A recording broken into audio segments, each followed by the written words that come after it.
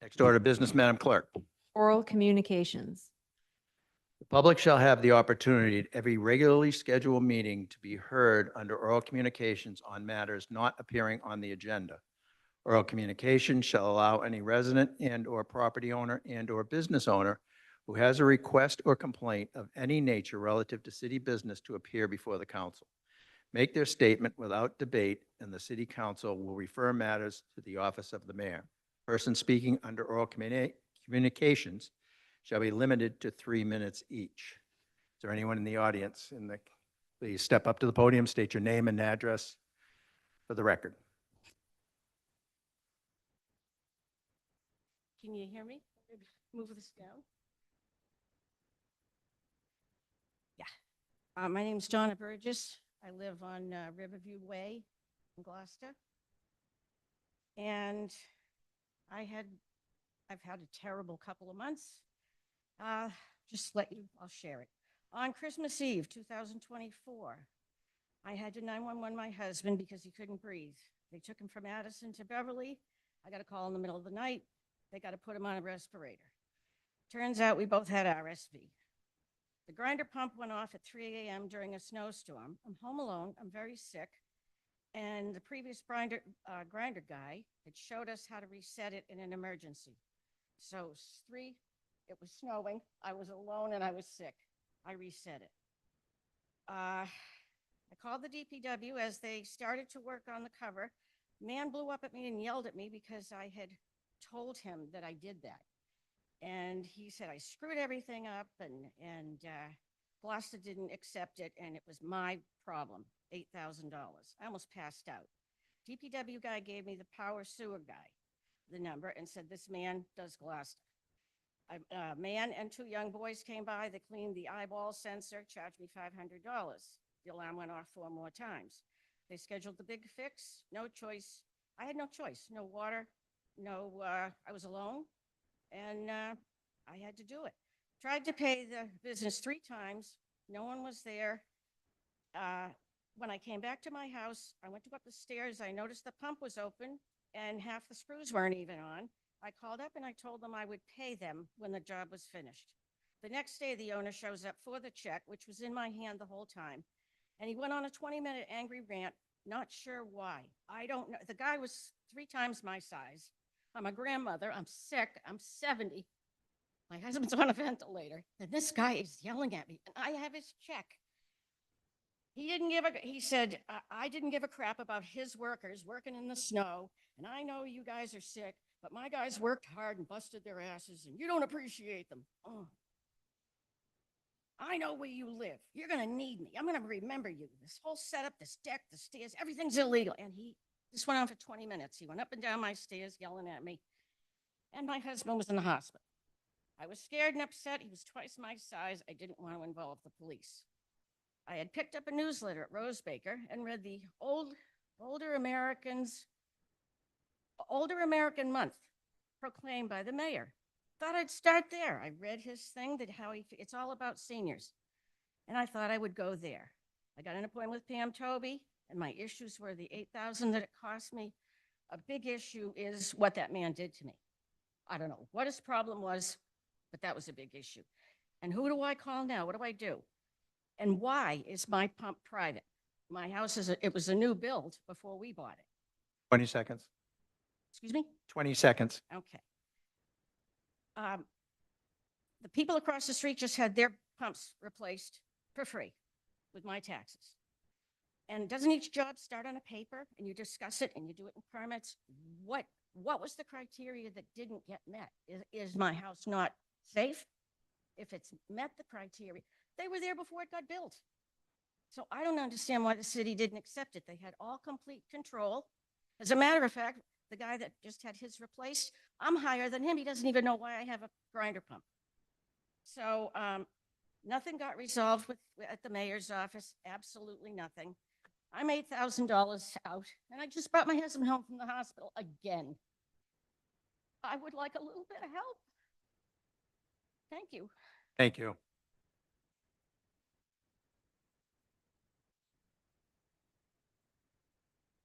Anyone else in the audience?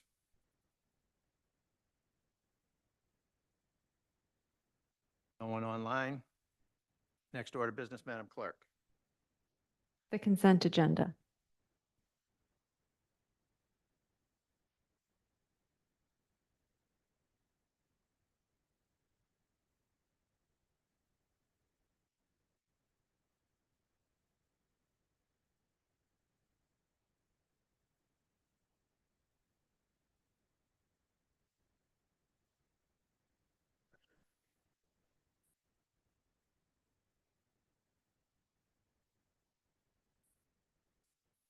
Is there anybody who'd like to have anything removed from the consent agenda? We'll start with Councilor Gilman. Thank you, Councilor Nolan. I'd like to pull the May 27th, 2025 City Council minutes. And do we have a motion? First, you need to pull the items and then vote on the consent agenda Okay. as amended. All right, so we do have another one. I'd like to remove number 2 under council orders, CC 2025, amend GCO section 1.4, organization and administration of the zoning board of appeals, section 1.4.1, membership. Move to adopt the consent agenda as amended. Second. All in favor? Aye. Aye. Discussion.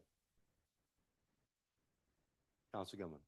Thank you. So on the matter that I pulled, there was a Scrivener's error in the floodplain memo that referenced North Atlantic vertical datum and should have referenced North American vertical datum. The approved May 21st P&D minutes are being amended tonight to correct the error.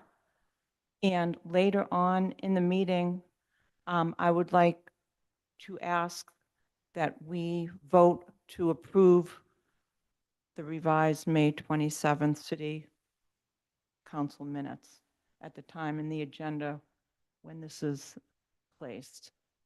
But that's why, and so I guess I so move. All in favor? Aye. Aye. All right, and I wanted to pull CC 2025, amend GCO section 1.4, abutters and administration of the zoning board of appeals, section 1.4.1, membership and waive notice to abutters, set the public hearing date to July 8th, 2025, and refer the P&D and plan and board for review. Second. All in favor? Discussion. And discussion. Wait, what is it that we're actually changing? That's the advertising date? Is that what you're? It's advertising and waiving the broad public notice for mailing. So there's a motion to waive notification then. Exactly. Every, Is that what we The just home. did? Okay. And then, does this supposed to also go to O&A or just a P&D? I know it's a zoning change if we're going to change the number of people or the makeup of the zoning board, but I feel like organization administration would be under O&A in some capacity. But it's zoning. Confirm- go ahead, Madam Clerk. I can confirm that it does need to be referred just to planning and development. I did inquire about that. All in favor? Aye. Thank you, Councilor Nolan. Next order of business, Madam Clerk. June 5th, 2025 Budget and Finance Standing Committee Report. Councilor Memard. We would like to move to accept the June 25th, June 5th, 2025 Budget and Finance matters as a consent agenda. May I so move? Second. Motion's been made by Councilor Memard, seconded by Councilor Worthley. Discussion.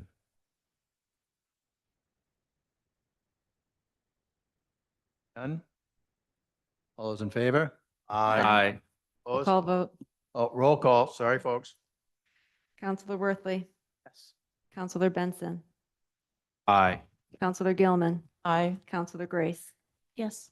Counselor Gross, Aye. Counselor Majota, Aye. Counselor Memhard, Welcome back, Councilor Majota, and aye. Counselor Nolan. Aye. The vote is 8 in favor, 0 opposed, 1 absent. The motion passes. Thank you. And next up, Counselor Memard. We have one more item on the BNF agenda.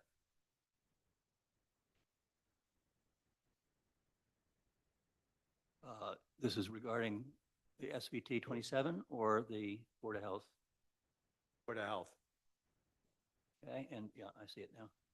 So Budget and Finance was presented with a detailed memorandum from the Director of Public Health and her department. This is, I think, the third out of 4 presentations that they've been rolling out as they revise their various permitting and regulatory fee structure. We had a detailed presentation from the department. And I'll go ahead and read the motion, and then if there are any questions, we can proceed. But on a motion by myself, Councilor Memhard, seconded by Councilor Worthley, Budget and Finance Committee voted by roll call, 3 in favor, 0 opposed, to recommend that the City Council approve the proposed fee change as presented in the memo dated May 20th, 2025, and as incorporated here too, presented by the Director of Public Health and as approved by the Mayor, and I so move. Second. Motion made by Counselor Memard, seconded by Counselor Worthley. So we all have the information in front of us. This is a discussion period, but the handouts we got tonight, the fees are on the last page, I believe. And then we have two staff members here, Sophia and Gabby are here to answer questions. Counselor Benson. Looking, thank you, Council President. Looking at the temporary events, if I may, we're looking at multiple events, and right now the current fee is 0. Is it, or how are they paying right now? If that makes sense. Have to speak right into the microphone. And thank you for all the work. This is a lot of detail. I just would like a little more clarity on this. Okay, could you tell me again where you're getting the 0? So I'm looking at multi-event temporary establishment, annual vendors that are participating in multiple events. But right now it's seeing current fee. There's just a dash there. So. Yeah, so that is currently a permit that does not exist. That's something that we're introducing Okay. because Gloucester has a lot of vendors that do multiple events throughout the season. As it exists now, they would be pulling a permit for each event. So this is actually going to help them not pay as much. Yes, because I will say, if I may, as well, have had many constituents of mine who have establishments like this, and they're paying each event, and this really will benefit them. So I appreciate that. I just wanted to ask this for the record. Thank you very much, and I have no other questions. Thank you. Thank you. Counselor Worthley. Thank you. So firstly, thank you for your presentation at the Budget and Finance Committee. I know I asked a lot of questions and you answered them all superbly, and I appreciated the dialogue.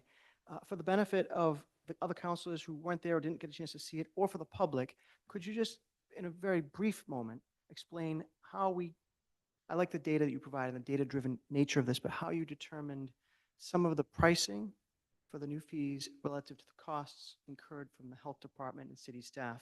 Just in general, we don't need to go through each one, but just generally, how did we come up with the numbers? Sure. So I know that you have in the presentation, you saw our 4-pronged approach, which is the basis of how we pulled these numbers. But specifically to food, we have a handout here that shows you the risk, how we classify different risk levels of establishments.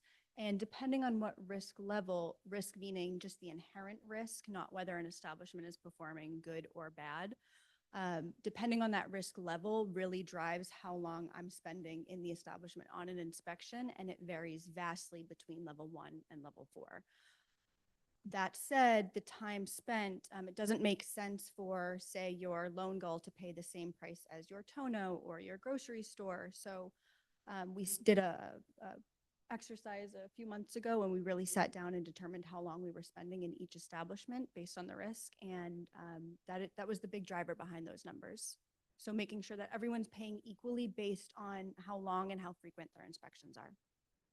It seemed to me that even then you were being very generous in terms of if you think it's going to cost this much per hour for the staff to do it, you didn't charge 100% of that in every case. And so my hope is that as you go through this next year, if this passes, you continue to have some sort of calculation of, are we spending, we're charging essentially for what we think might be 3 or 4 hours, and if you're spending 7 or 8 hours, have that be reflected in a different fee specific to that risk category.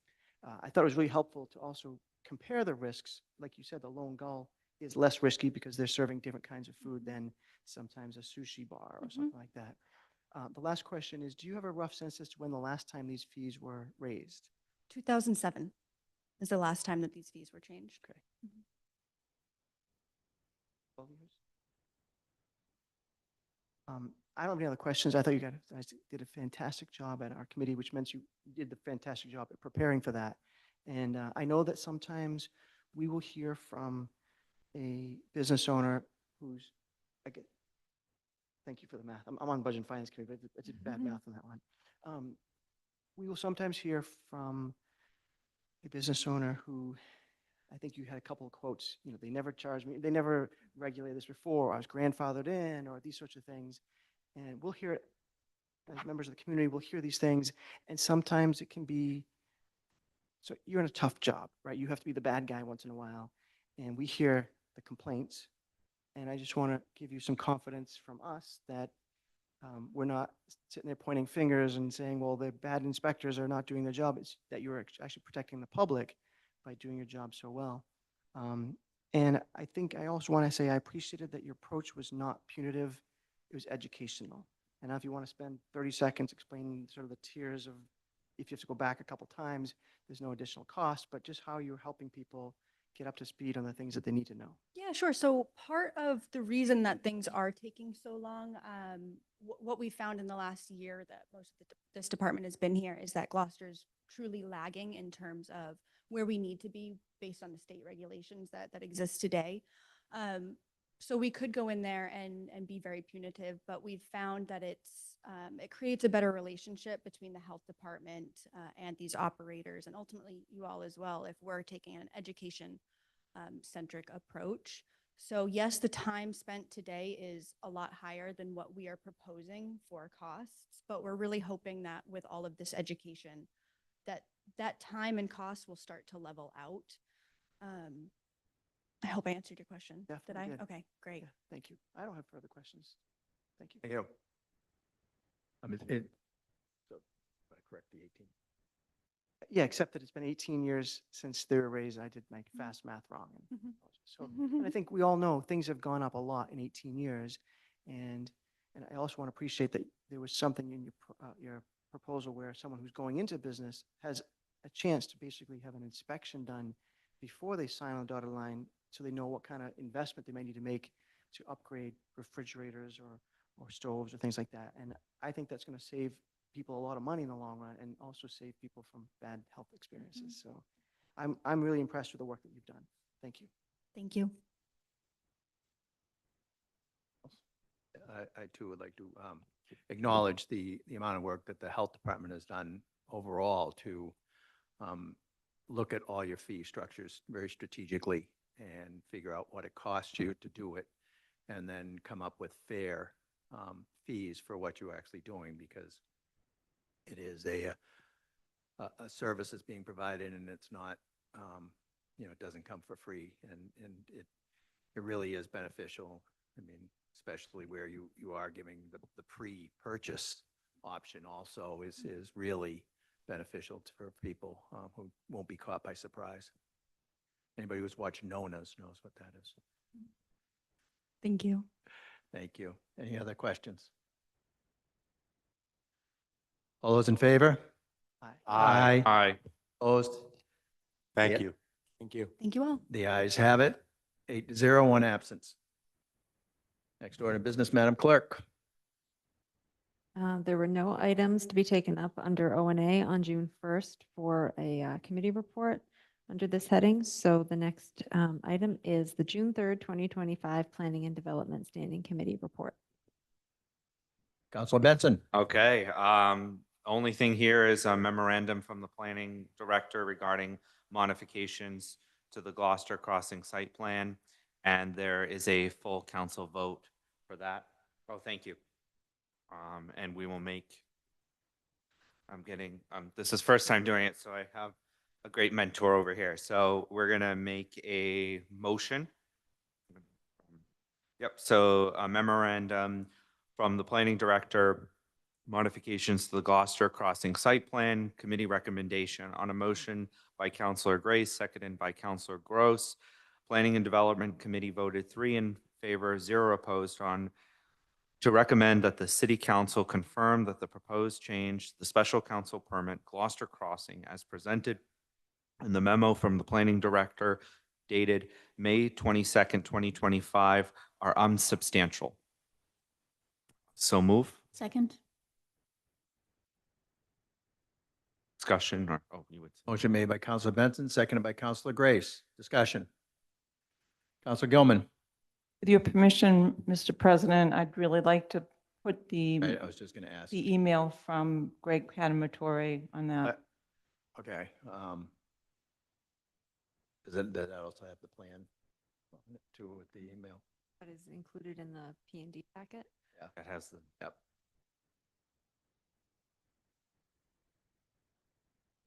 Thank you.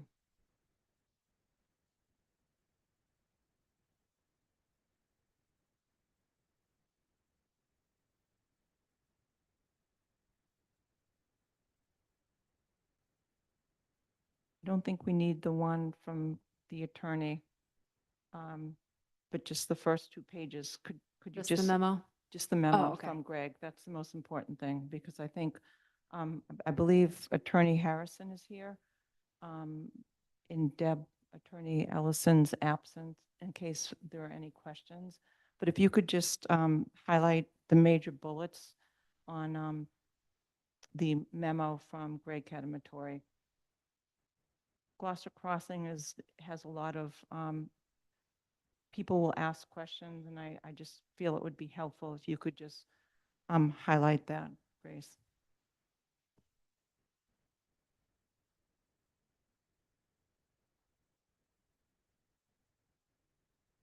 yeah.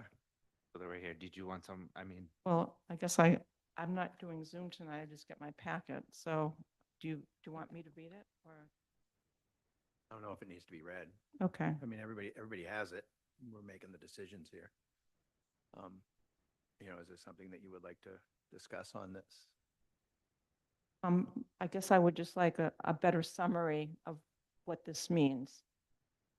I know that it's in the packet, but it would just be helpful if someone could just summarize that. With your permission, if she is interested, could we have the attorney speak for a minute about what it is that we're voting on so that the Let public me knows? try to give a summary first, if that's okay. Unless Counselor Benson wants to. She wants to. I mean, if you want, I can read this summary, or Well, I can speak to what the changes are. so the changes are that this was the lot next to, up at Market Basket, when you first pull in, when you come off of 128 off the Rotary and you pull in, it's when you turn onto, is it Market Road? Yep. Market and Schoolhouse, yep. So it's that lot that's right there that's empty that was first talked about for assisted living. And it is now vacant, and this is a request to create a parking area that if there is assisted living, there's still space for the building. So that's what, this is a little change of, let me see. Change of in the composition and the number of uses specified in the condition number 2 with the results of increased traffic generation above vehicle trips identified. Changes in location, changes that result in the net. So these are things that were considered by the planning director, community development director, building inspector, city engineer, conservation agent, and director of public works. And they have all given this the green light. It also, in part of this discussion, which has nothing to do with the Beauport's order of conditions that they have, which is separate because this is a totally separate piece of property. Beauport, if this does get finalized, plans to use a portion of this for their satellite parking.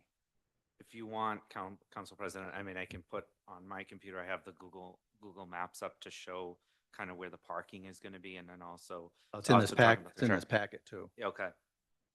There's an actual, like, obviously those are more maps, but this actually shows you like a real picture of it. I don't know if this, this does maybe, but. If Attorney Harrison does wants to feel the need to fill in more, please do.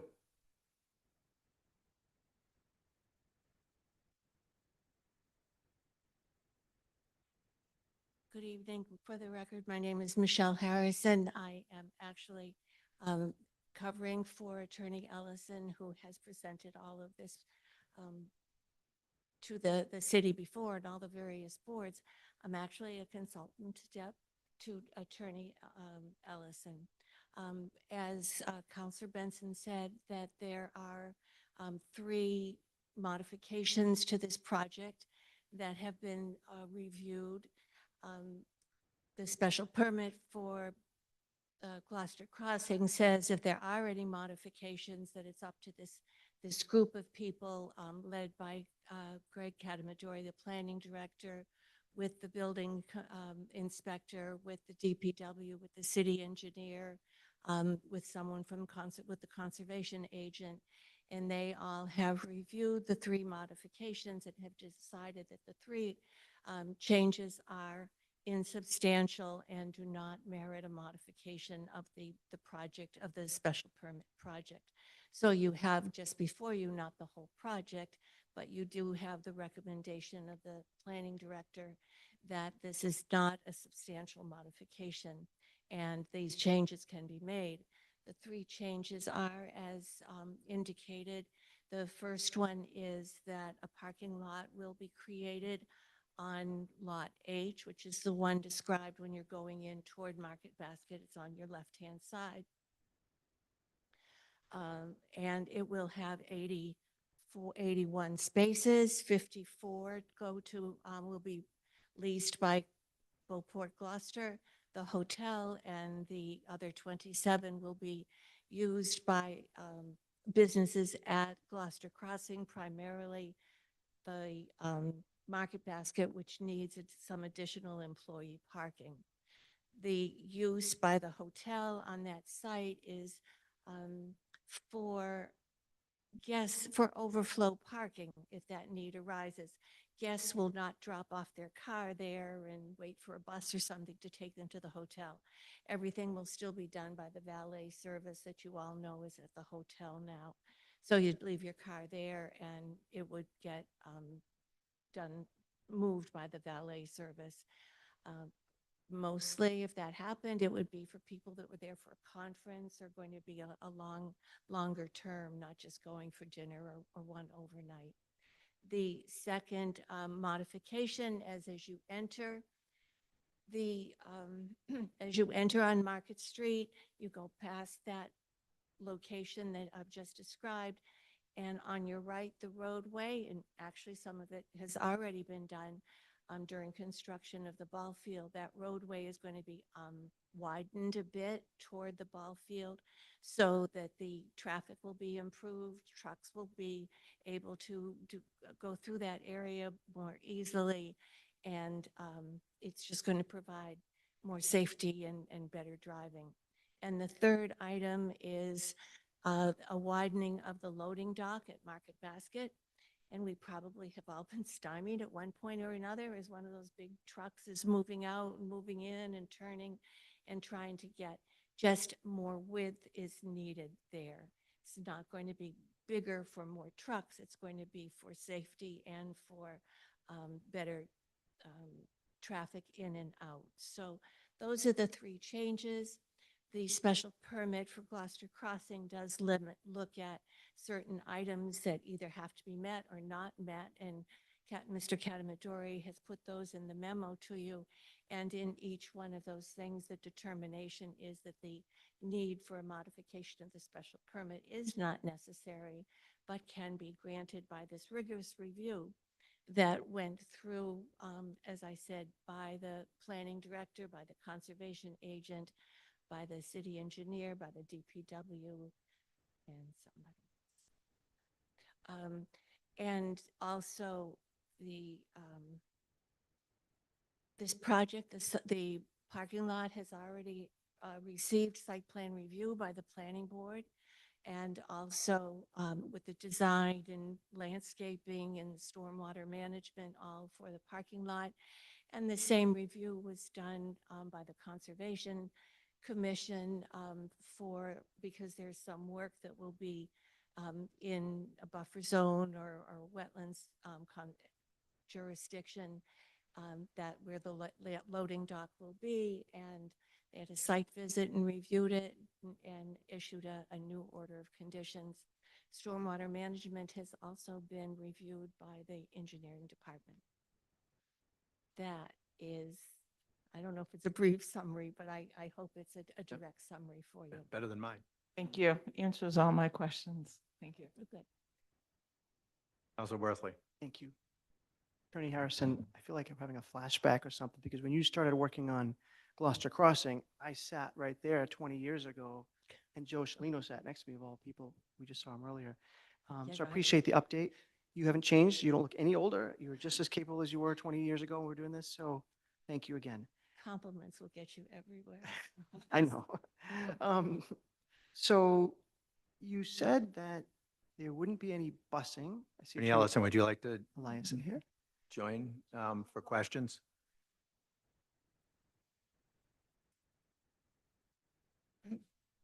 We could do a tag team here. Yeah, just name and address for the record. I just did a summary. Did you hear that? No. Okay. So She That's- did a good and now job giving just the summary. Full of questions. so- Please If you'd like to give us a name and address, though, please, Deb. Me or- No, you gave yours already, I think. Thank you. I'm sure Mrs. Harrison did a wonderful job filling in. Deborah Ellison, 63 Middle Street, Gloucester, Mass., Ellison Law Office. Happy to answer any questions. Excuse me. A little out of breath running Yeah. from the Historic District Commission. Sorry to call you right up, but That's okay. So I'll ask a question. I'll ask it slowly so you can catch your breath if you'd like. I just wanted to go over a slight change in information that I'm reading at the committee level. P&D, Councilor Grace filled in and asked if there would be any transportation. And you are quoted as saying that there'll be busing. And we just heard from Attorney Harrison that there won't be busing. And it'll just be the valet scenario, but maybe the valet is the busing. So I just wanted to make sure I understood that appropriately. Well, I don't think that the hotel has made any specific plans as to how it will use this site and what it will use as transport. They will certainly do what is most efficient. They do have what I'd call buses, but are probably more vans that are available to do shuttle for the hotel. And as Attorney Harrison said, there are circumstances where it may be make more sense to have the valets bring the cars over. Certainly more convenient for the hotel guests to do that. So, exactly how they're going to do it, I can't tell you. Anticipate in general that this would be for employee parking or for customer parking, or both? Or It either? is, according to the special permit, is for overflow. And in the special permit, it also did not specifically say it was for employee parking. Employee parking was addressed separately. And then I think my last question, you and I had emailed about a month ago, and you'd indicated that there is a phone number people can call if there's a parking challenge, people blocking their driveway, that sort of thing. But we haven't connected on that. But if at some point we can get that message out to people, because we're getting the calls sometimes and we Understood. can't answer that. So if you could provide that at some point, that'd be helpful. I will. We did talk about that, and I apologize for not sending that over, but I Not to do worry. have that information. Not to worry, it'll be helpful. And then I remember from the special council permit that was issued for the hotel, separately from the special council permit issued for Gloucester Crossing, that there was no requirement to use the lot. The only requirement was to have the lot. So Correct. and that's on the Beauport Hotel. Beauports, Right. that's not what we're It's not discussing. on this evening. Gloucester Right. Crossing. if, assuming this passes, if it does, this will be this will be the lot that the hotel will use to fulfill that requirement of their special council permit? Yes. Is it or not? It is this, I don't know if that's, I don't know if that's a fair question to ask on, because that's a different permit. except I don't want, because- I don't want Attorney Ellison to be on the record Yeah. for something that may be Fair. different if she had been prepared, you know, on that permit. Well, I'm just reading from the minutes, but she was talking about I that. understand. Okay. So I've got to think of what questions I can ask. This could be used for any parking needed by Gloucester Crossing, whether it be by an arrangement they have with the hotel or needed for parking for any of their businesses there, essentially. It is being requested in the modification of the Gloucester Crossing permit that it be for Beauport, and there will probably, or actually is an agreement between Gloucester Crossing and Beauport for that use. Thank you for clarifying that. And then I think lastly, we were all very excited at the time, I think 2000-ish, for an assisted living facility. And I also understand the market has changed precipitously since then, that as much as people are getting older, the insurance coverage for long-term care and those sorts of things isn't what it used to be. And I just wonder and hope that this doesn't preclude that if there is a market demand for assisted living, that Mr. Parks could decide to come back to us and change this parking lot back to the possibility of having a long-term care facility there, or assisted living facility. If you did look at the site plan, there is room reserved for another building, and there are discussions going on with a local nonprofit with regard to that use. Thank you. I did, I just want the public to hear that too, so thank you. I don't have any further questions. Thank you. Councilor Gilman. Just for the record, to piggyback on Council Worthley's comment, there was an ad hoc task force that we developed and to review that matter of the reasonableness of an assisted living facility. And that is on the city website if anyone wants to see the results. We started that possibly 5 or 6 years ago. They worked together for about a month or two and they came up with a recommendation. So that is, the results of that are on the city website in the spirit of transparency. Thank you. Any other questions? Straight up, right? None? All those in favor? Aye. Opposed? The ayes have it. 8 to Thank you 0, very 1 much. absence. Thank you. May I ask one question relative to process? And if you do send any information, could you send it to the clerk? Yeah. Thank you. May I Thank ask a you. question relative to Good tag process team. on what we just voted on before the two attorneys leave, if I may? This change doesn't change the special counsel permit because it's considered insubstantial, AKA unsubstantial? Does that Right. mean, though, that if you were to make changes to what we did now, which is done, that it would not be the same level of a change because we made a change right now? Is that, you know what I'm trying to say? Like, if you were to, If there was any changes made to these plans, would you have to come before us again? That thank basically you it. for summarizing. If we made changes to these plans, then we would either have to go again to the planning director, who would consult with staff for an insubstantial modification request, or if it were more substantial, such as if we come before you with another plan for an assisted living facility or some other facility, that would be a modification. Or another 100 parking spaces or, Exactly. Yep. You know, so it would be the same process that would be followed. Very thank you. much. Have to go through the whole process that Correct. was last time. Yep. Correct. Okay. Headliner. You guys staying for the budget hearing? No, not you. It's talking to the Board of Health. Thank you, Attorney Ellison and Attorney Harrison. And thank you guys, Gabby and Sophia. Next order of business, Madam Clerk.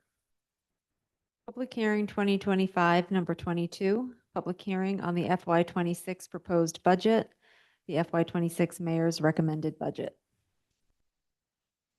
Open the public hearing. Anyone like to speak in favor? Name and address for the record, please, sir. Sure. It's Greg Verga, and I live downstairs in the mayor's office. And I would, yes, and I'd love to speak in favor of this.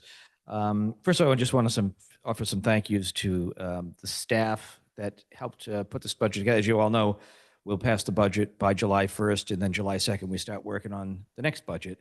And over the past several months, we've been working very hard. So thanks to Jill Cahill while she was here, and Catherine jumped right in, Catherine Schlichty as the interim CAO, all the department heads, the work we did with the school committee, and of course, BNF, all the long hours you guys spent in the budget reviews. And I'll just hit some highlights. This new budget, it proposes our projected revenue is increasing by 5.8% for a total of $147.4 million. This budget, as presented, supports our core services and investments throughout the city. It offsets the rising fixed costs, as we've discussed before, health insurance, contractual obligations, pension liabilities, and debt service. And as I said, when I presented the budget in May, this year's budget reflects tough but reasonable choices. On the school side, we're looking at a 5.32% increase in funding for education in this budget, second largest in our city's history, following last FY24's budget. On the city side, I asked managers to stick to a level funded budget. They came in at around zero, some a little higher, some a little lower, but we're still managing to maintain the core services. This budget does not have reductions in force like we witnessed a couple of years ago. It actually, we're able to invest in some positions. The school's able to build back some of the positions they lost in FY25. And we're also looking at posting for an economic development coordinator. And I sat in your seats for 6 years, and we had many people stand at this podium and quote the saying up there, the slogan, "Please build not for today alone, but for tomorrow as well." I never thought I'd be standing here quoting it, but this budget is forward-looking, and it puts us on a much more sustainable path. The budget document itself is much more transparent than it has been in the past, much easier for the reader to understand. I forgot to mention who should get the most thanks. That's Connor McCorkle, our CFO, and his whole team. Sorry, I missed you. You should have been top of the list, Connor. Sorry about that. But I fully support this budget. I ask that the council, after listening to the input from the public, will ultimately vote to support this budget. We don't know what's going to happen out of Washington, but as of today, I feel very confident in what we're putting forward, and we'll be in good shape building towards tomorrow. Thank you, councilors. Thank you, Mr. Mayor. Anyone else wishing to speak in favor?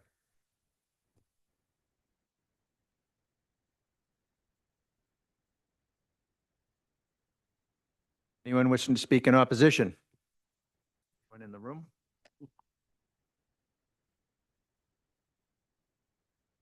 There are no hands up. Do we have any communications, Madam Clerk? There are none. All right. Questions from the councilors? Councilor Worthley. Thank you. Thank you, Mr. Mayor, for presentation. I have a question, but I'll just make a general comment. The process has been so much smoother this year than others in terms of the give and take, and I appreciate your office and Connor specifically, and Catherine and yourself taking our input and making some minor adjustments to improve the budget even more. Couple of quick questions. It came up in one of the budget meetings, and I don't know that I completely understand it, and this is not a gotcha kind of question. This is more helpful for information. Grants writer. Do we have a grants administrator? Is it dispersed with all the department heads? Can you help me understand that one? Because I do know that that's another way to support our budget. We have two people who administer grants, who because there's a lot of strings attached to grants depending on where they are and where they're from. But each department has expertise within to pursue and write grants. And they work across departments too to get them out. But in the end, we have the two that oversee what has to be done. Because the last thing we want to do is get zinged and have to pay it back. Of course. So a grant administrator is not necessarily someone who is looking for grants. They're making sure it's administered appropriately. Is that right? For the most part, sure. We don't have one person who said, my job today is to find grants. My job tomorrow is to find grants. We don't have that person. Correct. It's dispersed through the department heads based on their specialty. Okay. Second question is a question you asked me to ask. If you remember, we spoke a couple weeks ago. Yep. That it would be helpful for you to have this question asked. Is that back in the fall, you made a statement that there was a $4 to $7 million budget deficit and we're not getting into contract stuff, but that was right around the time of, we need to, you know, hold things tight because there was the teacher contract. And I don't know if you meant the school was, I think you said the schools were $4 to $7 million. It was deficit overall. And overall. if I thought you wanted to talk about no. how you've closed that gap. If Connor can address that. Thank you.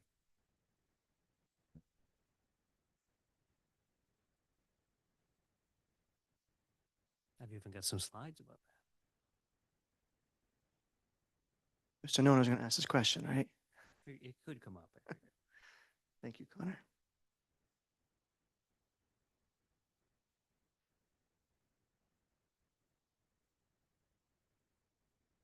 All right, so in January of 2025, we did a 5-year financial projection. So we use historical trend data for revenue and expense to assess what we could expect in FY 2026.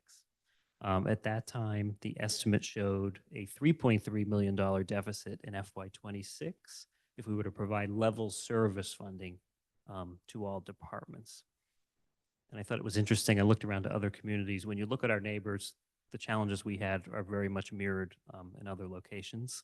The list I've got here is just a snapshot of surrounding communities, the layoffs, the potential overrides, and the cuts they're facing to achieve a balanced budget. At that time, knowing we didn't want to go down that avenue, but we wanted to sustain city services as much as possible, we asked our department heads 2 things. First, we asked them to look at all of their fee for service to assess the fees that we're currently imposing on taxpayers and see if it aligns with the cost of actually providing that service. And the second thing we did in January was to tell them to prepare for level funded budgets. The department heads took this task very, very seriously. As you saw with the health department tonight, they did a robust analysis of operations, of their fee for service, and where they could curb costs. So between numbers 1 and 2 on this slide is how we resolved that deficit. The council president and vice president also offered the, I think it was the 2 of you, the amendment to the beach. Yes, that was significant. Ward 4 counselor also was in on that one. All right. Yes. Thank you, Frank. That made a difference of, I think, $750,000 to $800,000, I think. It would have been $350 at $5, and it was around $700,000 at a $10 increase. So that, it wasn't quite 4 to 7, but 4 million, and just by tightening things up and looking at level funded and looking at those fees is the difference maker for the most part in closing that gap. Right. And the way the department heads approached it, they took it very, very seriously and made some really smart adjustments where they could. And of course, timing is on your side too, you know, when contracts expire and things. I'd like to just say, we've been working together now, at least 4 years I've been on the council and on budget and finance. This budget, the way it's just the graphics of it make it so much more user-friendly, to use the mayor's word. And your office has been phenomenal to work with. So Thank you. we might debate numbers at some point, but there's never been any criticism for your resourcefulness. I just want to thank you. Thank you. I appreciate that. Yep.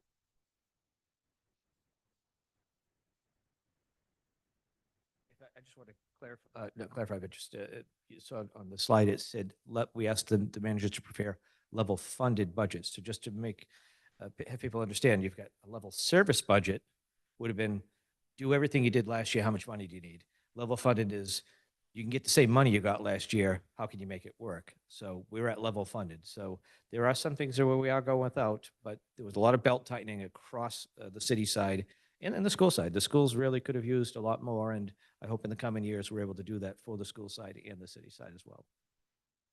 Thank you. Councilor Benson.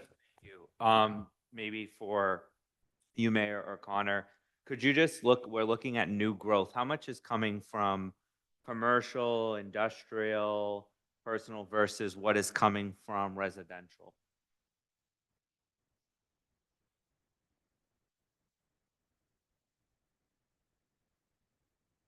So because it's for FY26, we don't fully know the answer to Okay. that yet. So what our principal assessor does is she takes the building permit data and she'll use that to try to come up with an estimate of what she thinks the new growth will be. She's usually very good. So this year she estimated, I believe she estimated 900,000. But then when we looked at it, we pushed it up to 950 because I think she was maybe being a little modest. Okay. All right. Well, thank you. Other questions? I'll just ask it in the form of a question to help, Right. if I could. Council Benson introduced an order maybe 4 or 5 months ago relative to veterans' benefits. And I just want to ask, so you can answer it, it's basically making a statement, but about how this budget reflects, considers the impact that that has not only for the city, but also for the people who qualify for that. Sure. So every year we calculate what we think the potential abatements might be when that new order passed. We increased the abatement overlay for years. It was always $400,000. This year we increased it to $450,000 to give us a little breathing room. And again, our principal assessor did a great estimate on that. She thought that that was a good number. If I may, baked in another 50,000 for that. And this, again, this abatement, this order doesn't go into effect until people cannot qualify for it until the start of FY '26. Correct. So just so, because we're talking about this, I want folks to know, because someone may be thinking, oh, I can get it now, but they have to wait. Mhm. Thank you. Well, actually, FY '26 starts in a month, In a in month? 3 weeks. Yeah, 3 weeks. So If someone wants it, yeah, but people could be thinking about it right now, so. Your 3 bills weeks, are going in the it can mail next apply week. though. Yes, But I think I just want Thank to you, tie Counsel. in, you put it in That we council funded order. it, What's that? that it got funded. Right. I just want to tie in that you put something forward, we all supported it. The mayor's office responded to that by putting the 50,000 in. If there aren't $50,000 worth of abatements, that could potentially roll over for a year when there may be more, or we could look at it. I don't think you'd put it free cash, but it would be an opportunity to Right. be It for that. sits in a special fund and we track the balance year by year. And after several years, when we feel that there's no need for that anymore, we can file to release the overlay, which we're probably due for in Yeah. the next year or two. I think the fact that it's funded proves that what you put forward can work, right? So if someone applies for that relief, it's available. So at some point, we could probably do a nice outreach to either veterans, community, or senior center, whatever, to let them know about those abatements that are available. And that is exactly what will happen through through release. We'll definitely get the word out. And, those benefits were earned. So thank you, Council Benson and the council for supporting that. oh, and if I may, and thank you, Mayor, for your support on that and meeting with me before putting this forward and being a full partner on that. And I know I'll be supporting any communication that you put forward and letting veterans know about this. And again, you're right, they've earned it. Thank you. Thank you. Any more questions? Okay, I'm going to close the public hearing. Okay. I think that's it. We're not doing anything on it? Vote is on the 17th. 17th. Right. So There's that's nothing it else on to do that at one. this point. Next order of business, Madam Clerk. Thank you. Thank you very much. Public hearing 2025, number 23, a memorandum from the Shellfish Constable regarding proposed amendments to the Shellfish City Ordinance, Section 20-22 and 20-30. I am. Public hearing. You don't need to do motions from both. Oh, public hearing. Right. Open the public hearing.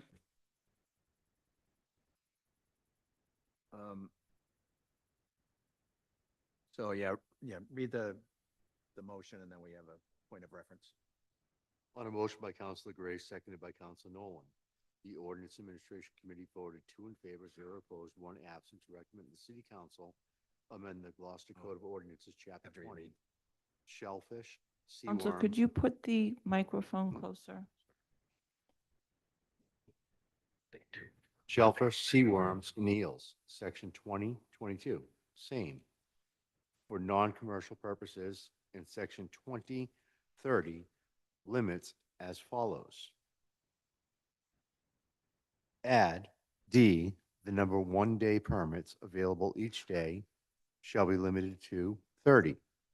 Section 2030, limits. A, shellfish, commercial, each duly licensed commercial shellfisherman may harvest from approved and conditionally areas 250 pounds, including sack weight, of any or all kinds of shellfish per tide except: 1, sea clams, which may not be harvested commercially, where the non-commercial limits shall apply. 2, areas periodically designated by the city council as shellfish management areas to which special limitations may apply. When water quality allows for harvesting in the following areas: Cambridge Ave Beach, Lighthouse Beach, Hodgson Cove Beach, and Plum Cove Beach, that they be seasonally closed for shellfish harvesting from June 1st through September 30th inclusive. In addition, no person shall take or have in their possession soft-shelled clams. Add Maya arenaria. Okay. Less than 2 inches in the longest diameter, or shall be the amount more than 5% of any one batch. Shellfish non-commercial strike. The amount taken by the individual for their family use shall not exceed 15 pounds of any kind or all kinds of shellfish in any one day, and shall not exceed 60 pounds in any one calendar week, except that in the case of sea clams, the entire calendar week unit of 60 pounds may be taken in one day. And add, non-commercial permits shall be limited to taking or having in their possession 15 pounds of shellfish per day and no more than 60 pounds per calendar week, except that permittees shall be limited to taking or have in their possession no more than 15 individual surf clams per day. In addition, no person shall take or have the possession, strike, soft-shelled clams. Add surf clams, Spasula, Solia? How's that? Sounds good. Okay. Solidissima. Yeah, less than 5 inches in the longest diameter and shell to the amount more than 5% of any one batch. Next move. Second. Okay, we sort of went a little backwards because there was no narrative on this. And so now, anyone who'd like to speak in favor? The Shellfish Constable is on the other side of the Atlantic, so I said I would cover for anything on any questions. Wait till we get discuss. You guys need me to, we read it, we see, you see what it is. Anyone want to speak in opposition? Do we have anybody in opposition? Any hands up?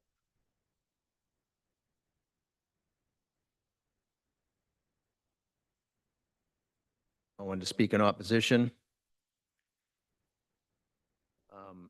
Communications? There are none. All right, questions from the counselors? If you want to ask me questions, I said I'd cover for. Go ahead, Counselor Gilman. So, having been the Ward 4 counselor for 8 years, I'm just curious in terms of Cambridge Ave Beach and Lighthouse Beach, seeing that that is private property, and how this works. And I'm sure you know the answer to that. That the people who own it as private property can harvest clams then. Okay. So this is not for all folks Oh, that it is have for all folks. licenses. It's for, They have, yeah, somebody who was a member of, Lighthouse Beach, okay, they have to have a permit okay, and they have to abide by these rules. okay. That answers my question. Thank you. And that's already in the ordinance, by the way. That's Okay. not, no addition. Okay. Thank you. Any other questions? So just to clarify, when you're saying in the following areas, That's already in the yeah, ordinance. that's already in there, because Yeah, there's that- other areas where, but it's Yeah, just when and water quality Yeah, we're only allows. voting on the changes. Yeah. So looking at the changes though, since I'm gonna ask, I'm just, and then I'll speak. Why are we striking soft shell clams and replacing it with surf clams? Not. You're striking at the, yeah, strike soft shell clams and add surf clams. They are striking it to say permittees shall be limited to taking or harvesting in their possession 15 pounds of shellfish. Soft shell, razors. See, if you, do you see where I'm I after? it says- understand. They yeah, broadened it to cover not just soft shell, to include surf clams. to include razors, soft shell clams, and then surf clams are covered, but also the 60 pounds per week Okay, covers surf clams. okay. I get it. So you could dig 10 pounds of surf clams, then you could dig 5 pounds of soft shell clams, and that's your total 15. And that's your pounds. total. Well, not 10 pounds, you could dig 10 surf clams because they're by clam, not by pound. Yep. And then you could add on another This- 5 pounds. Yeah, because it can't exceed Right. over 15. Yeah. I know quite a bit Or about this. razors, so, And I didn't mean to be fresh with you. Like, No, I I know know. quite a bit. no, And if I may, just so I understand, before, I kind of know this answer. Before, were non-commercial guys allowed to use, well, gals too, but were they allowed to dig razors before, or is this now we're allowing them? But just to clarify what I understood, so I can since it understand. says shellfish, that's my assumption is Okay. they would be allowed to dig. They're allowed razors. to dig all of them. Okay. No, I have no further questions.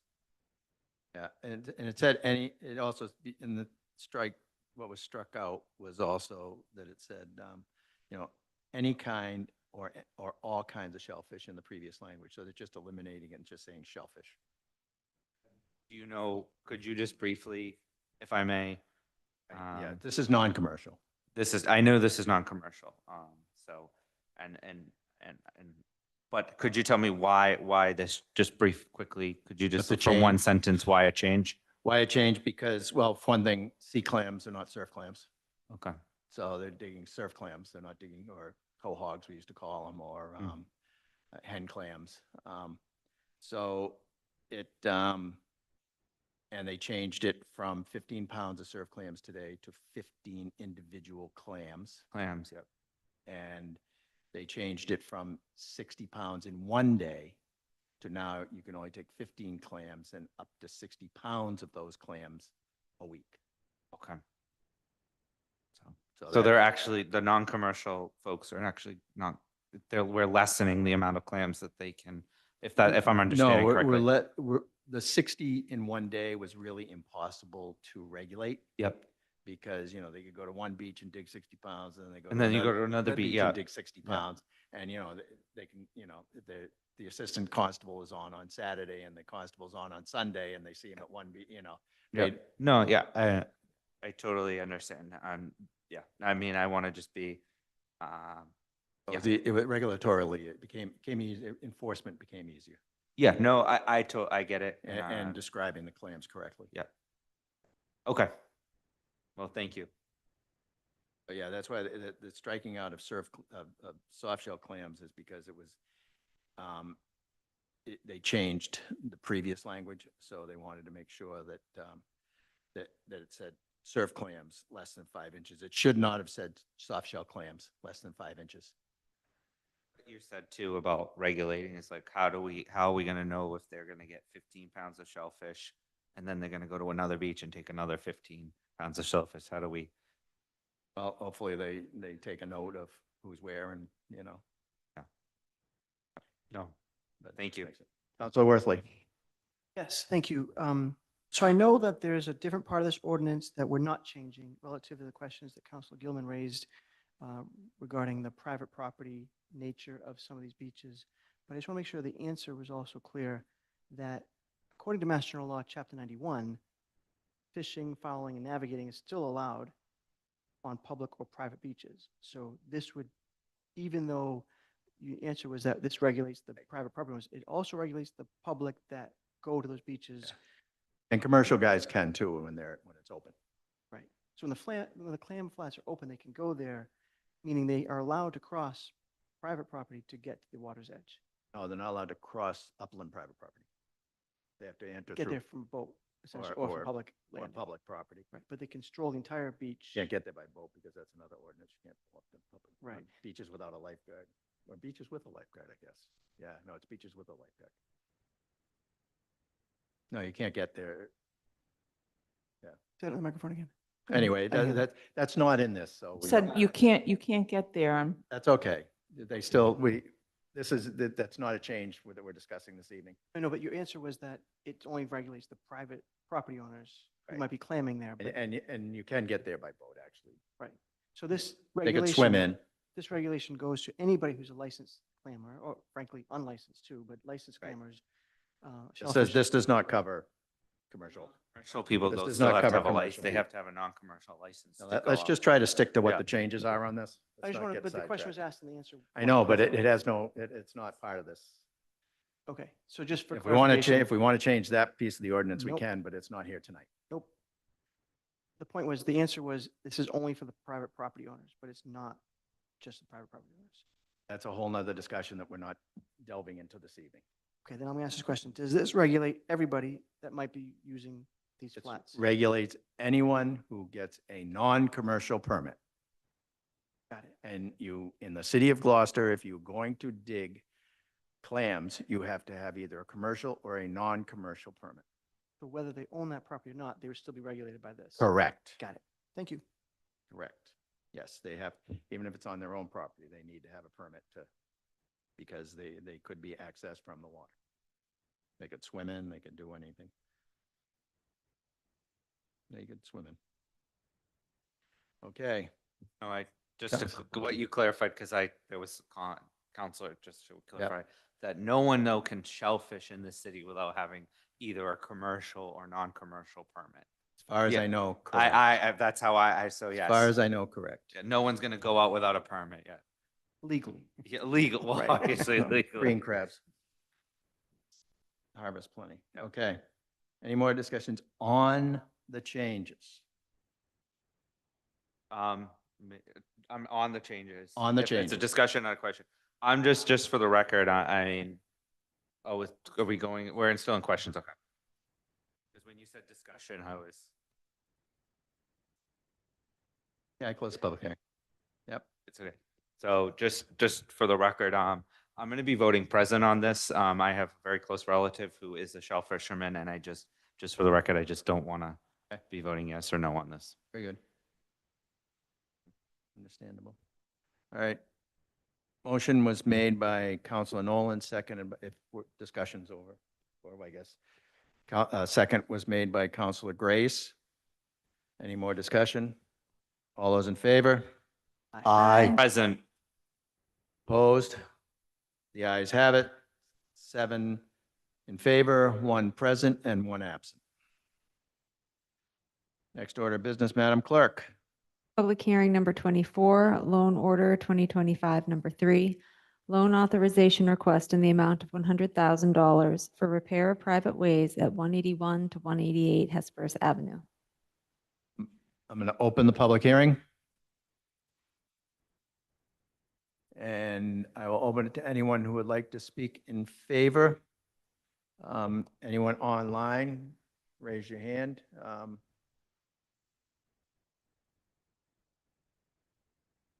Go ahead, Jen. Trying to bring you in. Touchpad's not cooperating. Okay, Jen, name and address for the record. Hi, good evening. My name is Jennifer Helwig. I live at 15 Hesperus Circle. I am one of the abutters involved in this issue.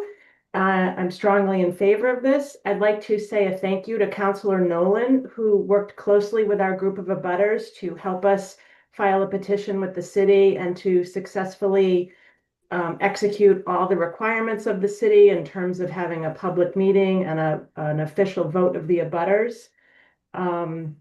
This private way is badly in need of repair. The DPW has been out and seen it and affirmed that there are issues with the grading of the road, with significant erosion, with ponding and flooding that happens every time it rains, with possible public safety issues. So we worked hard as a group to go through the whole process the city prescribed, and we're very hopeful of having this repair of private way executed. Okay, thank you, Jen. Thank you. Anyone else would like to speak in favor?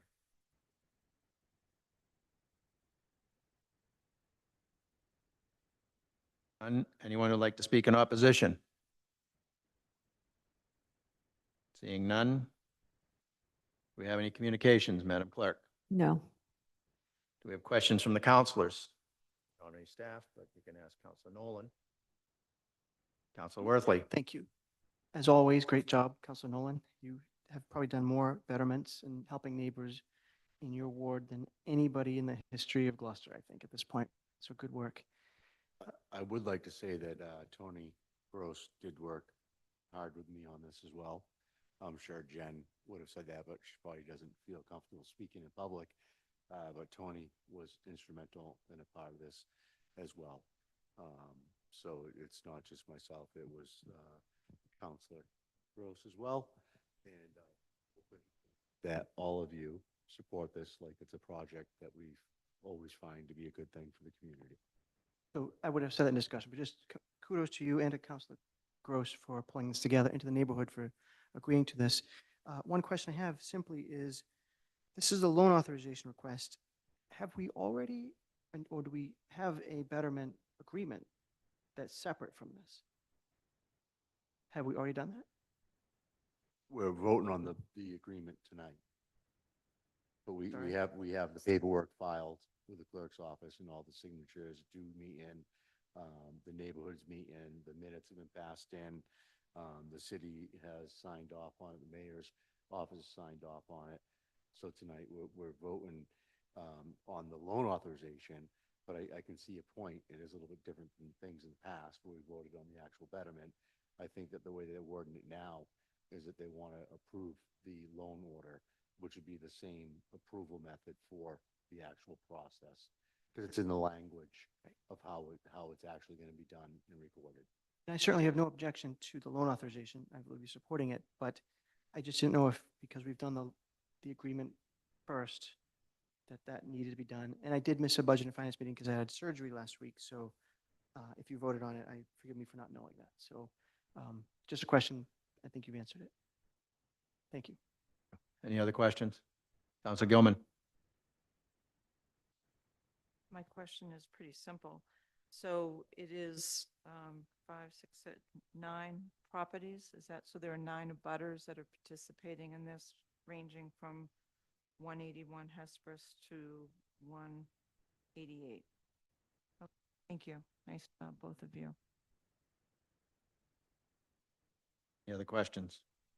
I'm going to close the public hearing. Would you please read the committee recommendation?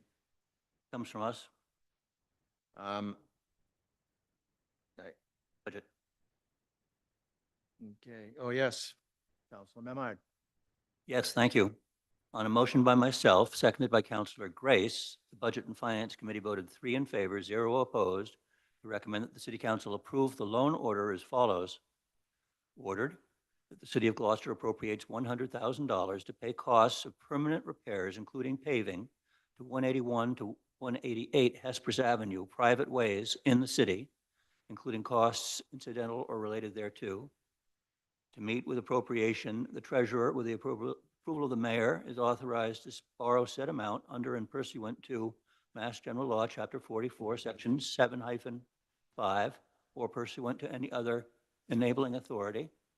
And although any borrowing by the city to meet this appropriation shall constitute a general obligation of the city and a pledge of its full faith and credit, 100%, that's 100% of the amount needed to repay any borrowing pursuant to this order shall be raised in the first instance through the assessment of betterments upon the abutters of the private ways in accordance with Mass General Law, Chapter 80, and any other applicable authority. The mayor and any other appropriate official of the city are authorized to take any and all actions necessary to assess the betterments described above, the term of which shall not exceed 10 years or such shorter time as prescribed by Mass General Law.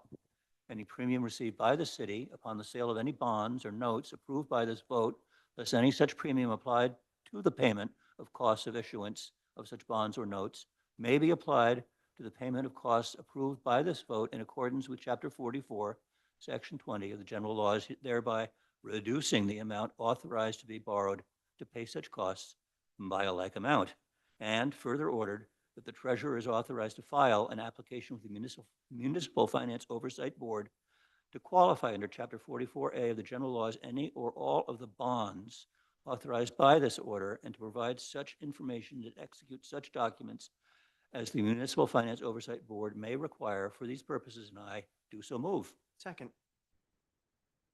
Motion made by Counselor Memhard, seconded by Counselor Worthley. Discussion. Counselor Gilman. I will be absolutely supporting this, and I just wanted to say that I said 9 abutters, and it is actually 8 abutters. Thank you. More discussion. Counselor Nolan. This is a great project. It's been kind of a problem in the area for a long time. The neighbors have been putting up with a lot of stuff. They finally came together and worked out a plan, and it's going to better the whole community, which is a plus at their expense. Jen has done layman's work on this to make this happen. And the neighbors have all come together, and they've been wonderful and easy to work with. And I just couldn't be happier to get this done. And then we'll move on to some other sections of area that they're looking to get done as far as one way and stuff. So I'll definitely be supporting this tonight. And Jen and Janet and everybody, thank you all very much for helping. And Tony. It was really a pleasure to work with these people. I think we should try to get consultancy from Jen on how to make things, how to make these touchy subjects run smoothly. She was really fantastic on this. This was a great group of people. They really got this together quite well. We just carried a little bit of the water for it. We were the book bag carriers on this one. They did all the hard work, and it was quite a pleasure to work with them. Oh. And Jen has her hand up again. We'll allow that. Jen, did you want to speak Thank you. again? Thank you. I'll be brief. And I apologize for not acknowledging Councillor Gross earlier, because he has been really helpful and wonderful and worked very hard to get this item in front of the City Council quickly after our vote. And just to clarify the question about the number of abutters, I think it was actually 10 abutters that ultimately voted that are affected. And the petition had said 181 to 188, but that was written in a way like looking at the geography of the top of the street and the bottom of the street. But I believe it actually goes, if we're counting the numbers, like the house numbers, 189 is included. It's just the way the geography of the street is, that house is not at the end. So I just wanted to clarify that point, because one of the counselors was asking specifically about that. But all the records we filed with the city show the parcels that are affected and who the abutters are. Thank you, Jen. And 189 is included in that, in the actual paperwork to the city. It is the geography and the way it looks in the maps that makes it a little more confusing. And Jen, I didn't take any slight on that. It's the end product that we're shooting for. So Thank you. thank So- you. You were a pleasure to work with. Well, likewise, we appreciate all the support of both you and Councillor Nolan. Welcome. Anyone else? Councilor Gilman. Slightly off topic, but one of the things that I would like to volunteer to do is to create a sample packet with all these different documents, because I've done this 3 times myself, and I think some projects work really, really well. And I think it would be good just to have a model of what those documents look like. So there's consistency, and when a new group gets together, like Jen, they can use that as a tool, and that should be on the city website. We do have them. Is it on the city website? It under is on the city website. It was updated last year sometime. I actually hadn't been aware of it, but there was an updated petition form and step-by-step. It's really good, but I think might be under the DPW page and not on the where we're used to looking for it. Private So road. that's Yeah. what Council Nolan, Memard, and I worked on. So I'll take a look at that just to make sure that it's not just the rules, it's actually samples of what these documents look like. Because you have to be very specific when you're doing the documents that are the reporting document to the deed organization. And they've also changed engineering now. We don't get the abutters list from DBW, but that's off conversation. Yes, exactly. Thank you. Any more discussion? All those in favor, or do we have to Roll call roll vote. call? Counselor Worthley, Aye. Counselor Benson, Aye. Counselor Gilman, Aye. Counselor Grace. Aye. Counselor Gross, Aye. Counselor Majota, Aye. Counselor Memhard, Aye. Counselor Nolan. Aye. The vote is 8 in favor, 0 opposed, 1 absent. The motion passes. Thank you, Jen, in the neighborhood. Thank you, Jen. Next order of business, Madam Clerk. Public hearing 2025, number 25, loan order amendment to loan order 2022, number 8 for doors and windows at O'Malley Middle School, increasing the amount from $6,500,000 to $6,610,000. We'll open the public hearing and continue the public hearing to August 12th, 2025. Next order of business, Madam Clerk. Public hearing 2025, number 26, Council Order 2024, number 24, Worthley, Gloucester Code of Ordinances, Chapter 2, Administration, Article 3, Officers and Employees, Division 7, Inspector of Buildings, Section 2-117, Records and Reports, be amended by adding, beginning on July 1st, 2025, and henceforth annually, the building commissioner shall provide a report to the mayor and the city council listing the number of building permits that have been issued for multifamily housing units using the Multifamily Overlay District Ordinance. Open the public hearing. Those speaking in favor, Counselor Worthley. Sure, I'd be happy to speak on this. So I introduced this back in, I think, October-ish. Your voices, but Rob, do you have your, yep, thank you. thank you. I introduced this back in October-ish when the council had voted for the zoning changes that were in compliance with 3A, which Councilor Grace and I recuse ourselves from, but this doesn't relate to the actual decision on that. And obviously there was the petition and the vote, which passed in April 25th, I think it was. So I would actually consider maybe one slight change and not ask for July 1st report. But the main thrust of this is for the people who think that that zoning change is going to lead to sort of, 1 year's going to lead to 2,270 units. We would know that real quickly. We would see it, but this would also be a way to know that. And if it also leads to very few units being built, then it might compel us, a future council, whatever, to say, well, maybe there could be some other changes to that zoning ordinance to actually create housing. But without the data, we get stuck in this sort of, I don't know, the rhetoric gets a little intense. It gets a little emotional, and it's not based on what actually occurred. Did we have 100 units built? Did we have 10 units built? Did we have 1 unit built? We won't know that. We might feel it as counselors in the community, but I'd like to have that data.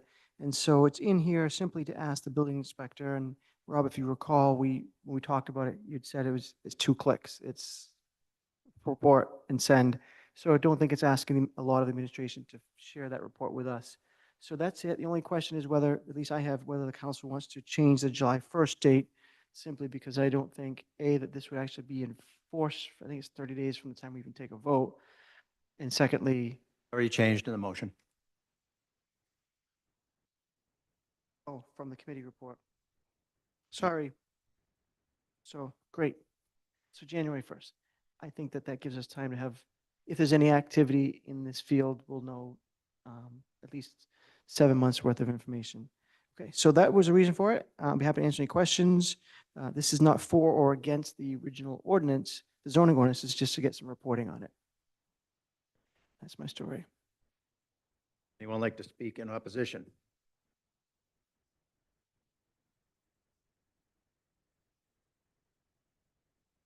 All right, seeing none, do we have any communications? No, we do not. Do we have questions from the counselors? Counselor Worthley? I have no questions about my own ordinance. I'm good about answer any Oh, questions. for Counselor Worthley. yes. Oh, sorry. Yes. Seeing none, I'll close the public hearing. Counselor Nolan, would you like to read the committee report? I would, and just so we know, we do have our building commissioner online. If there's any other questions, he felt strongly for this as well. He had just asked that we changed it to January to make it work better with IT, but he completely agrees as information would be worth having for the administration and the council.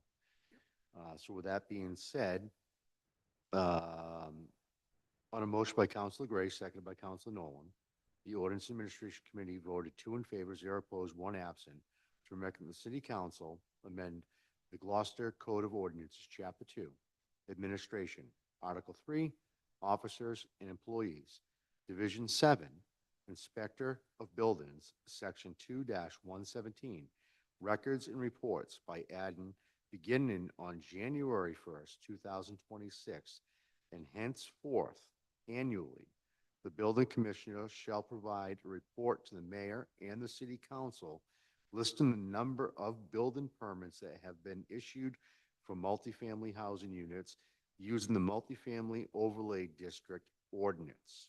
And I so move. Second. Motion made by Counselor Nolan, seconded by Counselor Worthley. Discussion. Counselor Benson? Thank you.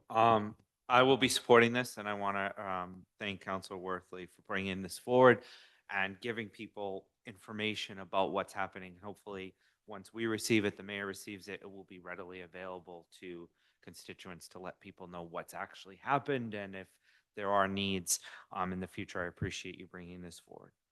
Thank you. Counselor Gilman?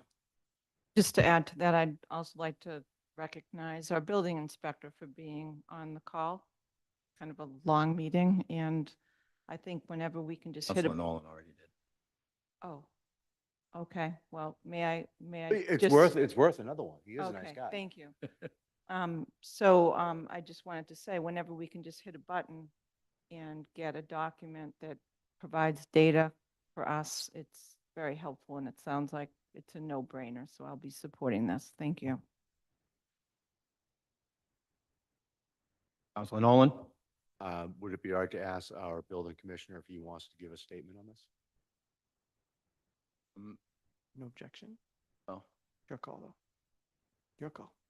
I'd like to just make a statement. I'd like to add my piece of the discussion first. And I'm not going to support this. And the reason being is not because it's not well-intentioned or it's not good information. I don't believe that we need to create more legislation to have a report that we can simply ask for. I am interested to hear on how simple it is. I don't think it's just 1 or 2 clicks, but I feel that sometimes you just don't need to have this in legislation when you can just make a request to the mayor and get the exact same result. So for that reason, I'm not going to support this because this is a nice piece of information, but is it a piece of legislation? I don't think so. So that's the reason. And it says nothing about its value at all. I just feel that it doesn't need to go into our permanent set of laws, because someday people are going to look at that and go, what is this about? And if we are curious about what it is, and we can find out this exact information without having it be an ordinance. You speak on this? Discussion? Sure. Thank you. In response to your point, and I don't disagree that we have the ability to ask the mayor for a report. What I'm thinking is there'll be a year when none of us will be here, None of us will remember this conversation. And new councilors will come in January of that year. And they won't know to even ask the mayor for a report. Maybe a different mayor who may not know. I didn't ask for a debate on it. Well, I mean, you I- made your statement. I make I another made a statement that doesn't belong in legislation. I have every right to disagree with you publicly. You disagree with Okay. me publicly. I'm going I to just just don't want it respond. to go back and forth because I definitely have an answer for that. It hasn't gone back and forth. It's gone Yeah. back. May I put it forth in terms of my argument on that? I wouldn't have put this forward without the information from both our city clerk, who guided me into putting this in this section, because there are other reports that are mandated that we receive because they're in here. And I wouldn't have put it forward without having spoke with our building inspector on how easy it is to provide this. And I'd be happy to have him answer whether it is as simple as we discussed it was back in October. If we could ask him that, would be probably helpful. Councilor Gross, if I could, can we ask Well, him? first I would like to answer your rebuttal. Well, I haven't finished my rebuttal yet. Well, no, you finishing said my you rebuttal? wanted to talk to the, so I thought you Well, were that was giving part up of the it. floor. That was part of it. Not yet. Okay, so simply, if there's a new council that, 2, 4, 6, 8 years down the road that is not paying as close attention to this recent debate that we had and hadn't gone through the experience that we all went through with numbers being thrown out left and right about what this could be or what it is or what it isn't, there won't be something to compel a report unless you think of it. We can't expect that future councils are going to be thinking about everything that we're thinking about right now. And so if it's in the code of ordinances and it's codified, it simply means the building inspector provides this report. If a counselor in 2037 says, why are we getting this report? They can just as simply amend the code of ordinances to get rid of it, if that piece of paper is a problem for them. I understand, but I still feel there's no need for this to be in the ordinance, because if it is an issue, then councilors are going to ask the question. If it's not an issue, they're not going to ask the question. And the inspectional services department, which may not be Rob, is not going to be like, why do I have to generate this report? This does nothing. It means nothing. So I feel that, if it is meaningful, then councilors will request it. If it is not meaningful, councilors will not request it. That's fair. So I don't think that the argument that future councils will have it on that. And I would like to hear from Rob on how simple this is, Rob. So it's not quite as simple as 2 clicks. It's going to be, I have to tweak some stuff in the permitting process to be able to get the perfect information, and then have my guys rely on making sure that information that was inputted is correct. Because if the people that apply for these building permits do not put in the correct information, the system will not allow me to pull out the right information. So when that happens, it takes longer than a couple of steps. But if I get them to put in the right information, yes, it's generally, once the report has been roughly generated once, it's simply changing the dates, providing I put in the right information in the report. So this is the reason I asked to have it moved to January. What I'm going to do is tweak a couple of spots on my building permit that will address this multifamily issue. So we'll be able to pull the report easier in the future if this is what you guys requesting. Now, when you say tweak the report, do you tweak that, or does IT, or do we have to get an outside consultant in? So once I get the information in, it's a simple of just every year, just changing the dates. Right, The but rest of the information will be always the same. It's just changing the dates and then print the report. how does it get in the permit? That's going to be on the contractors and homeowners filling out the proper information, Yeah, but like how does- everything else is. You said it has to be developed into the permit. Yeah, How does- so I just how have does- to add who I develops have it? to, an item, a drop-down page added to my building permits, as it pertains to this process. And who develops the drop-down page? IT and myself will develop it. I know we had to sub some out for that too. We did, but now, at the time, we didn't have an IT director. Now having an IT director, things are moving a lot easier and smoother down there now that they have a director. Thank you. The question? Yes. Robert, how will you be able to know the difference of someone who wanted to do a project prior or before the family overlay, how can you just tell the difference? Or is every project that's done multifamily that's in the overlay is automatically counted towards that number for 3A? Like, how would you be able to? So with the overlay, we'll have it in the system. The planning director is working with the system we use on Map Geo to have an overlay map put on. So we'll have the properties flagged that know that are eligible for that are in the overlay district will be flagged in our system. So we'll know when they're eligible for this by right, or if they're not in the area, then they'll have to go through the proper channels. Anybody doing converting their houses 1 to 2 in the overlay is automatically counted in that number that we're looking for. No, 1 to 2. There'll be separate drop downs. We'll have single families. We'll have 1 to a 2.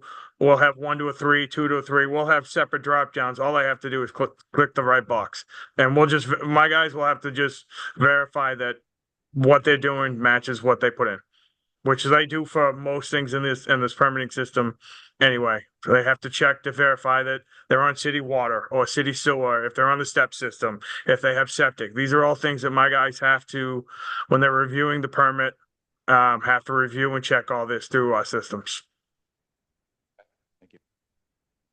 So Worthley. Yes, just last comment on this. Thank you, Rob. I want to make sure I didn't misstate when you had said to me there's 2 clicks. I think there was once it's set up in the system, it'd be 2 clicks, drop down, click, then send to the city council or the mayor or both. I also wanted to just clarify, and I think Councilor Majota said it, like counting towards that number. We're not counting towards a number at this point. The ordinance qualifies for, it's accepted by the state as meeting the 3A standards.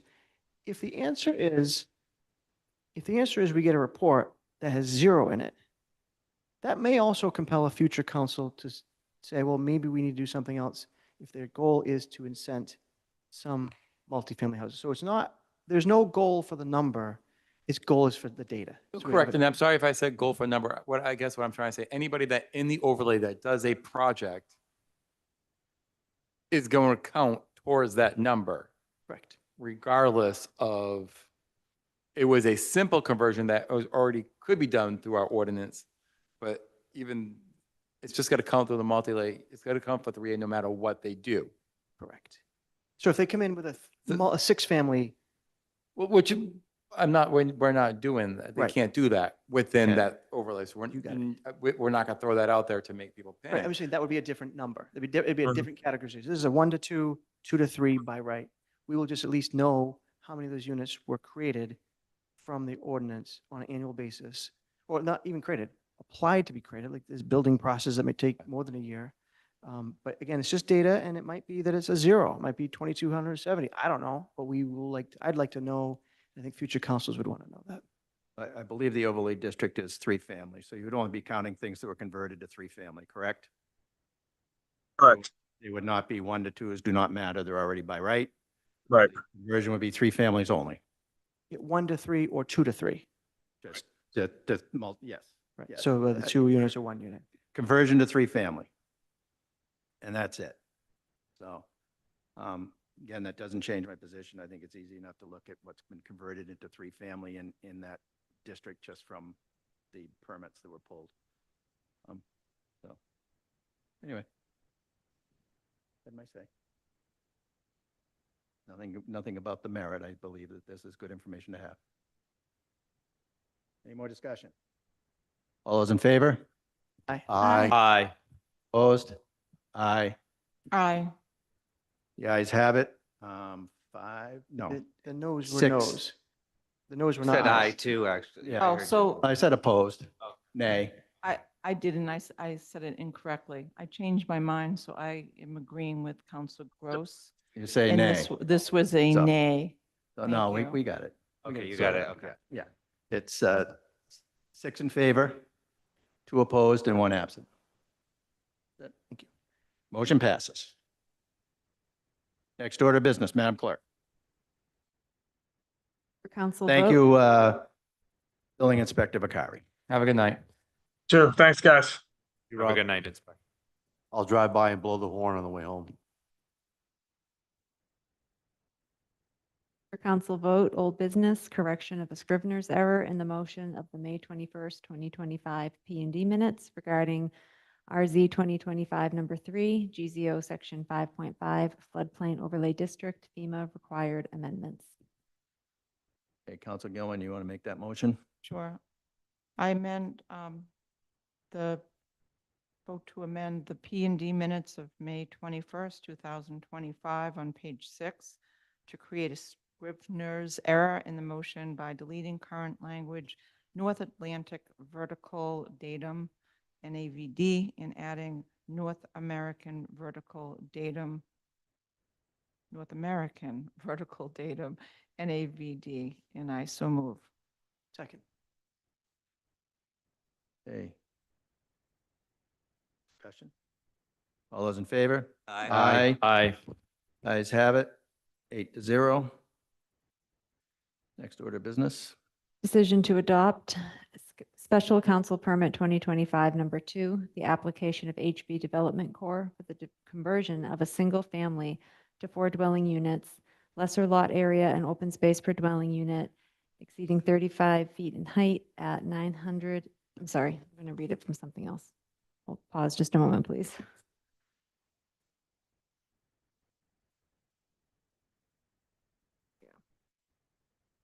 Starting over. Decision to adopt Special Council Permit 2025 number 2, Washington Street, number 964, map 139, lot 24, GZO section 2.3.1, residential uses, subsection 7, conversion to or new multifamily or apartment dwelling, 4 to 6 dwelling units, 3.2.2, dimensional requirements for multifamily dwellings and their accessory uses other than signs, footnote A, regarding the minimum lot area and open space per dwelling unit, and 3.1.6B, building heights in excess of 35 feet for the conversion to a 4-family dwelling unit in the R20 district.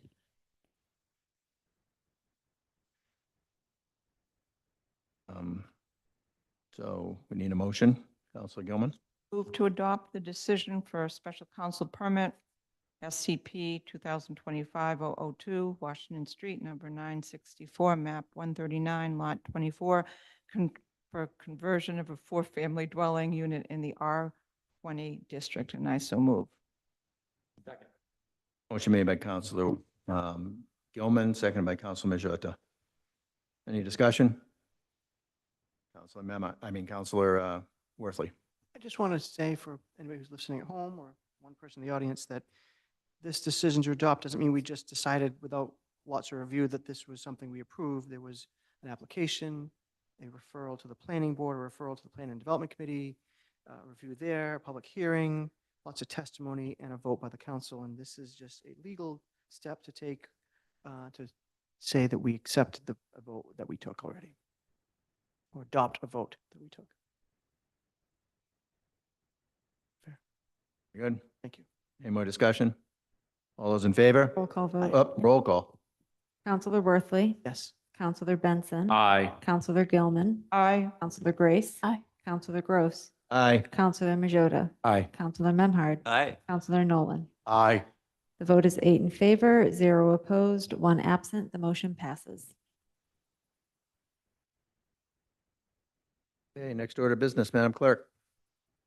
Councilor's request to the mayor. Councilor Worthley. First, I just want to start with a thank you to the mayor. I put a request in on behalf of a couple of constituents, one of who fell at the landing near Pavilion Beach, near the tavern, and another one who was just very concerned for people's safety. And the mayor responded with Mike Hale, DPW Director's assistance, in getting Casella in to pave the area, which I think that's Ward 3 there, actually, maybe Ward 2, by the Pavilion Beach near the tavern. It's in Ward 3, right? So it's a little bit safer. The job's done. There's a little concern because they came in on Friday and did the beginning of the work, and they were planning to come back today to finish it. And there's the weekend in between. People wonder, is that all they're doing? But it got done. It's done really well. I want to thank the constituents who approached me about that. And I'm going to also give kudos to the DPW, which Councilor Nolan usually gets the chance to do. But I think people forget how much responsibility the DPW has, um, whether it's plowing, paving, filling potholes, maintaining beaches, and also all of the mowing, cemeteries, parks. And anybody who mows their own yard knows that you mowed on Monday last week, and by Thursday it needed to be done again because grass was growing so fast. And there was a ceremony on Sunday at the Cherry Hill Cemetery, uh, and it was done again perfectly. And the last thing is I want to thank the fire department. I think it's officially the Firemen's Relief Association for inviting me, my son, me to speak, my son to play taps. And at the last minute, Judge Mary Black was unable to sing with laryngitis. And so I want to thank Counselor Grace. She was asked, was asked to ask her daughter, and her daughter wasn't available. So she asked me to ask my daughter to sing, and she did, and did a really good job. So I just want to thank, a shout out to my son Jude and my daughter Lila for performing at this beautiful ceremony. That's it for me. Hey, Counselor Benson. Thank you. Just a couple of things. Next Wednesday, June 18th, will be the beginning of the farmers market with backyard growers at Burnham's Field. It starts at 2:30 and ends at 6:30. Hope folks will be able to attend that. I've put in some requests and spoken to the mayor's office and Pam, and she has those requests. And just briefly, I'd like to say that I stand with our immigrant community here in Gloucester, our Latino community, as they're facing continued questions. And I would request to see what type of involvement is our local government, our police department with ICE. I'd like to know what, if we could have some sort of discussion. We have seen instances, including in my own ward, where a gentleman was just taken from his vehicle, basically kidnapping of individuals. I just would like to see what kind of police involvement with ICE is, and continue to know why these people have been taken without due process. So thank you. Next is Yeoman. Be quick. Congratulations to Gloucester High class of 2025. And also to the students at Essex North Shore Agricultural and Technical School that graduated as well. Also, congratulations to Joe Shalino for receiving the 2025 Small Business Person of the Year tonight. And the council did a really nice job with accommodation, so thank you. And Council Memard did a wonderful introduction about the whole history of Joe and everything that he's done. So it was really kind of a neat experience. And also I was reminded that in 1995, Council Memard received a similar award. So that was pretty cool. That was new information for me. And then finally, hope to see you all at the enactment of Bunker Hill on the weekend of June 21st and 22nd. The agenda looks great. Sounds like you had a really good presentation last week at the meeting. So get psyched for that. That's going to be really awesome. Thank you. Good night. Councilor Gross, can I come back to my thing to add one other thing? When we get done. Okay, thank you. Counselor Grace. Thank you. I just wanted to give a shout out of thanks to the administration and to the Gloucester Police Department for heeding my rather boisterous, passionate plea to please enforce the ordinance for no parking for the street sweeping. Last night, there were 145 warnings that were issued to people in the downtown area. Hopefully they will heed those warnings and avoid tickets in the future. There was some question from people on social media about, people didn't know about it or whatever, but there's been, for about 2 months now, there's been 150 signs that have been posted in the affected neighborhoods to let people know of the no parking times for the street sweeping. So pay attention, my friends, and thank you so much for doing what is the right thing to do. I'd like to put a shout out there, and I won't be quite as passionate this week, but if we could work on enforcing the ordinance of no parking on sidewalks, because it is out of control in the downtown area. And also just a thing, just to, for the public in general, you know, the warm months are coming. It will eventually stop raining, and with it, the tourists will be coming. And we have a lot going on this summer with the reenactment and all the other various things that we have all summer, and people need to slow down before somebody is killed. It is out of control how fast people drive on these tiny little 400-year-old streets, and we need to do better. Thank you. Thank you. Councilman Majota. Frank?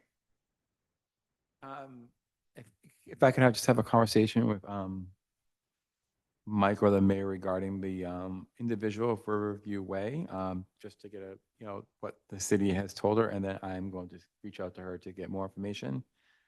And then that's it for now. Thank you. Councilor Memard? I would just like to join Councilor Gilman in expressing my appreciation for the council's heartfelt support for former Council President Joe Cellino and his recognition as Small Business Person of the Year for Gloucester, and also to the mayor's office for his commendation, as well as Ann Margaret and Bruce. I got to listen to Bruce before I came back here, so he didn't go on too long. Yeah, you were back pretty quick. Thank you. Okay. Councilor Nolan?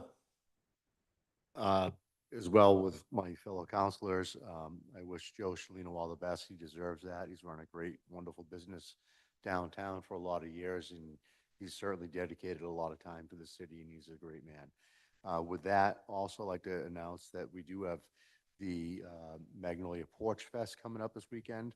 You can get all the information on the Magnolia Library or the Magnolia Library Facebook page. There's going to be 19 bands playing. It should be a great time.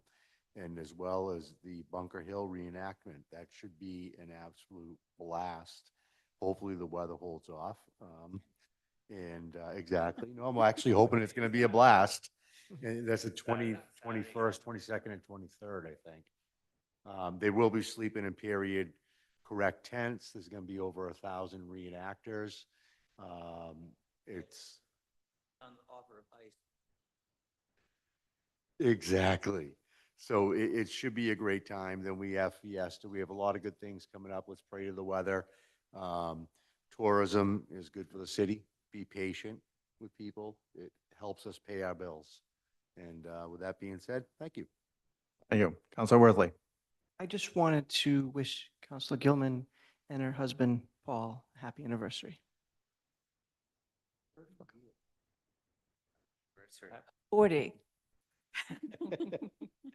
I love the fact that you're saying 30, though. Well, And thank 40. you. Thank you so much. 29-year-olds, it's not bad. And oh, is the Porch Fest, I'm having some friends visiting from Boston. Is it this weekend? What day? Okay, well, you may see it, you may see your Ward 2 counselor in Magnolia on Saturdays. Yep, okay. A toll too. He'll try to fast track it. Saturday. All right. No. Motion to adjourn? So moved. So moved. Motion made by Councilor Worthley, seconded by Councilor Benson. All those in favor? Aye. Aye. Thank you, everybody. We're still live until 16:23 16:23, turns us so off. just remember, hot mics. Oh, are we changing the venue yet? Say anything. For, no, not. Doesn't matter. Rose Bacon.